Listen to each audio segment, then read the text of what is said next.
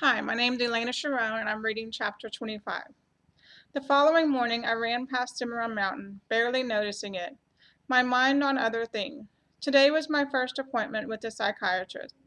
It seemed like I had more to tell her than could fit into an hour-long appointment, and she probably wouldn't believe a word of it anyway. My life had begun to sound like a country song. Ahead on my left were steep sandstone bluffs rising abruptly out of the desert, and as I got closer, I saw a dirt road winding up them. It looked like a vehicle hadn't passed that way in a long time. Grasses, weeds, and low-growing wildflowers had claimed the deep ruts. I ran along the edge of the old road, going steadily uphill, pushing myself.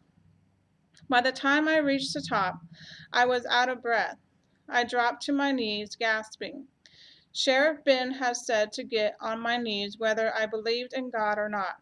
I didn't. Not really, and yet when I surveyed the scenery, I had to believe that something huge and powerful was in charge. If all I ever saw was Cimarron Mountain, I would know that. But there were other mountains, lots of them. In deep, magnificent canyon, the Rio Grande, the colorful clay hills of the Badlands, too many things to name. It was all perfect and would stay that way unless a human messed with it. It's so beautiful, I said aloud, not really a prayer, but a sort of thanksgiving. I'm going to be okay, I added, and realized I meant it. A passing raven called at me. I didn't know if he was agreeing with or challenging me. I laughed and noticed how great it felt. When my knees began complaining, I sat on the edge of the cliff with my feet dangling. I looked out over the landscape, which was even more awesome from this height. Across from me was another sandstone bluff with sides deeply cut and scarred by rain runoff. I was sitting over Ben's Hole Canyon in an arroyo which, when it ran, emptied into Terlingua Creek. That went several miles, eventually dumping into the Rio Grande. Around here, everything goes to the river, and from my perch, I could see several now empty tributaries, large and small. The Rio Grande was to my right, not far, but I couldn't see it because of the mesas and mountain between us.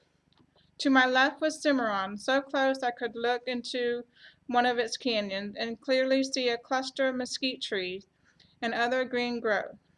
I could see our office building and Cactus Hill. It looked less tall from here, but not less captivating. What I needed to solve the murder was perspective. If it could all be laid out like the scenery, perhaps it would make sense. I began to skim through the thing I knew and quickly came to the so-called evidence found at my mother's house. If someone had planted evidence, then my mother was innocent. That was the best part.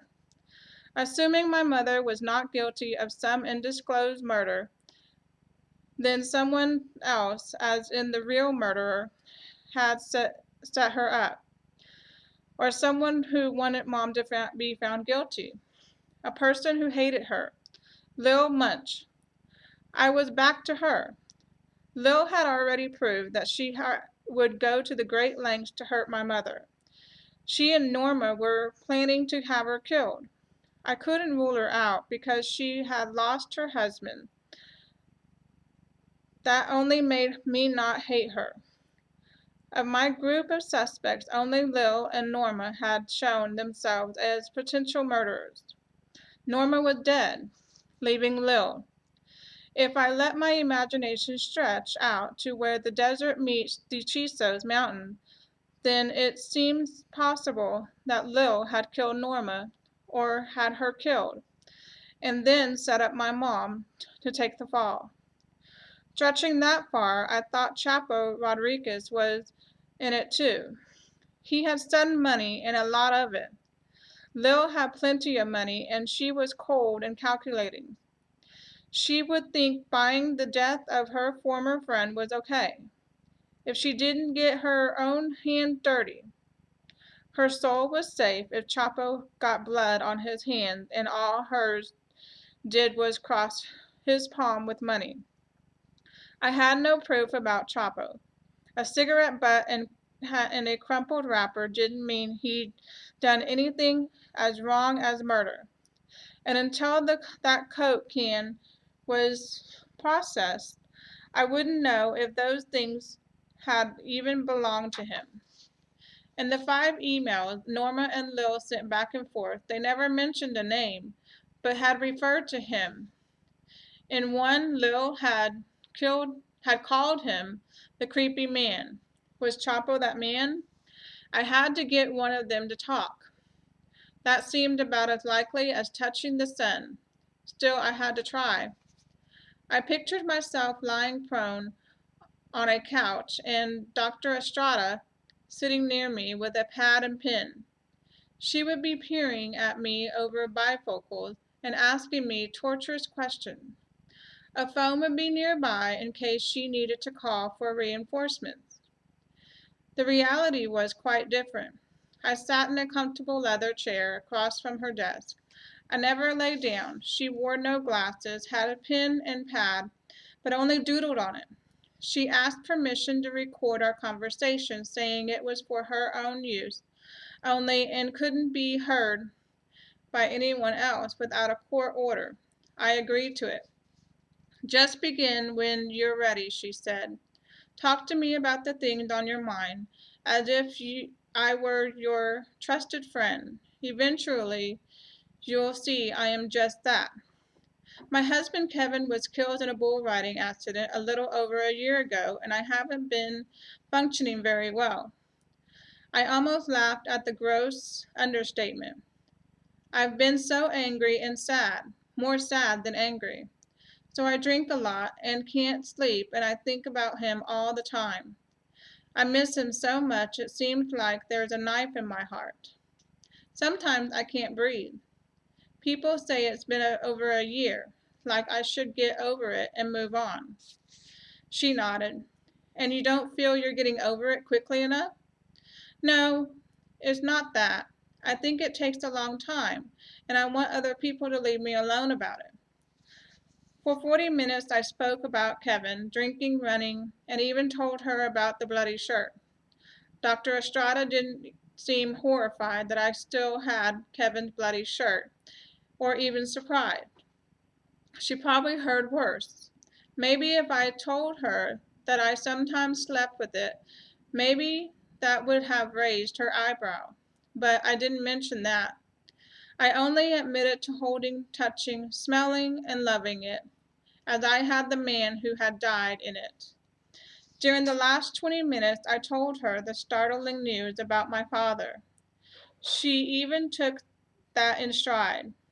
If she thought we belonged on Jerry Springer, she had the decency not to say it. I thought she was incredibly calm about everything. Maybe if it had been her life, she would have stood up and screamed, "Holy shit!" I was whining about my parents' lies when she asked, "Have you never lied to them?" "Yes, I've lied to them, but that's not the same." "How is it different?" "They're my parents. Parents aren't supposed to lie to their kids, especially not about important things." "So you can have human shortcomings, but not your parents?" I wanted to say damn right, but thought that might sound unfair. I supposed it was. "I think this doesn't upset you as much as you think it should," she said. Surprising me, you obviously feel secure in your pappy's love and nothing has changed between you. He's done a respectable thing raising another man's child as his own. He has nothing to be ashamed of. But my mother was a tramp, or a young woman so full of life it was hard for her to settle down. Crap. She made it sound like my mother had legitimate reasons for her behavior. I guess it's hard for me to picture my parents as young. Most people's kids have trouble with that. Each generation thinks it's invented sex and all the wonders and problems associated with it. I can't think about sex as it relates to my parents. I can't think about it as it relates to me either. I think the most important thing here is that your parents made it work and raised you so successfully, you never suspected a thing. You never doubted your mother before. Why start now? Try to imagine a mistake you made when you were young coming back to bite you.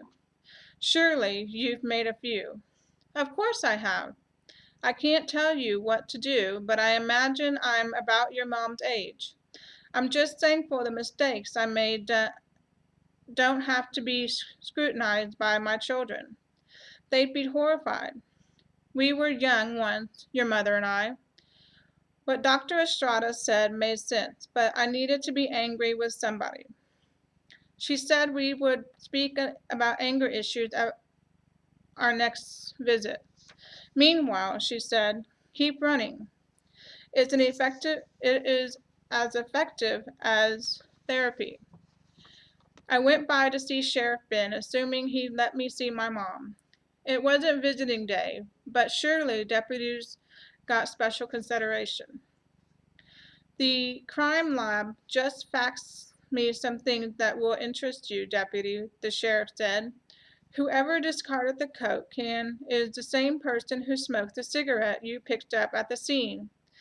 The fingerprints from the can matched the ones on the Rojo packet. His name came up because been arrested before. Fernando Rodriguez, is he a serious suspect? I'm started to think so, Sheriff. We're watching him. He's done mostly petty stuff. He's better known as Chapo, remember? He's been in trouble a lot. We're always watching him. What would he have against Norma Bates? I don't know that, but when I figure it out, I'll let you know. The sheriff shuffled some papers. The report on the condom came back, too. It contained Wayne Dooley's semen, but no trace of Mandy. That won't matter, will it? Since we have a solid witness and photograph, and the other evidence I collected at the scene? No, I don't believe it will. The DA thinks he has a solid case without the condom. Everett Dooley continues to claim that we set up his son, but his argument is losing steam in face of the evidence. What would be our motive? I don't know. We have enough to do without setting up people. It sounds like Dooley is going to step down as county judge if courthouse scuttlebutt is halfway true. That would be good, wouldn't it? Yes, I think it would. What we get next might be worse, though. Would you let me see my mother? Well, of course. I'll get her and bring her to the interrogation room. I haven't been able to get her to budge. She still says you misunderstood. I didn't want to tell him what I knew until I had spoken with her. On the way to the room, I said, I'm going to hang out at La Kiva tomorrow night. He stopped and stared at me, his mouth slightly open. I need to watch Chapo. Sometimes he gets drunk and brags about things he's done. I want to be there for that. He started to see something, but didn't. That was good, because I didn't need another lecture. When he brought my mother, she looked old and defenseless, and she'd been crying. My heart melted immediately. I hugged her and held on a long time. The sheriff stepped out of the room and shut the door. I spoke with Dad, and he told me the truth. You've been hiding. I had never seen a look like the one on Mom's face. I couldn't read it. Was it remorse, guilt, sadness, relief? Maybe it was all of it together. It's okay, Mom. I understand why you didn't tell me. It was a shock, but it hasn't changed how I feel about Pappy, or about you either. She had her hand on her heart, and her eyes were full of tears. I tried so hard to protect you, Margarita. I know, Mom. You did protect me. I've never felt anything but love from the two of you. If you made a mistake in your youth, well, I guess someone does. I guess everyone does. She was crying and didn't speak. Had you gone to Norma's to talk to her about the blackmail? Yes, but she wouldn't be reasonable. After she died, I went back to look for those photos and letters. That was when you saw me. I understand how Norma found out about Zeke, but how did she get the photos and letters?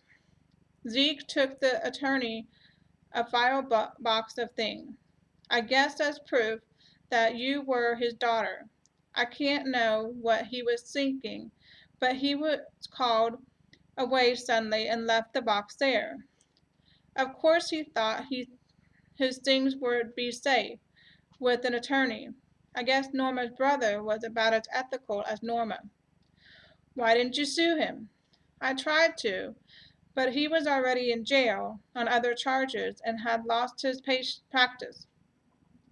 When were you in Norma's house? I went there the day before she died. I'm sorry I lied to you, but I didn't want you to know about the blackmail for obvious reasons. I understand, Mom. Someday I would like to hear about Zeke, but not right now. First, I have to get used to the idea that there is a Zeke. She sniffed and blew her nose. I'll tell you whenever you ask, but you have to ask because I'm never going to bring it up. I'll ask, Mom, just not today.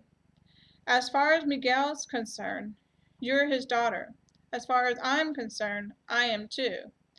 I drove back to Terlingua thinking about Zeke and trying not to. I wanted to know about him, and I didn't. At the office, Barney's first words were, "Do you know that the sheriff filed Jimmy Joe?" "Yes, he told me." "Shoot, came here demanding to see you." "What happened?" "He told me he knows you spent the night with that retard." "How would he know that? And don't call Austin a retard." "Those are Jimmy Joe's words, not mine." "How does he know I spent the night with him?" "He followed you. He said he was awake all night agonizing about it because he loves you and his heart hurts and on and on." "Oh my God. He had no right to follow me." "Well, he did. When he left here, I followed him to your house. I arrested him, and the sheriff already sent a deputy to get him. Maybe it was him sneaking into my house all along, Barney. That's what I'm thinking. At first I was terrified it was a rapist, and then I thought it might have been Chapo. That freaked me out. But Jimmy Joe? That's somehow worse."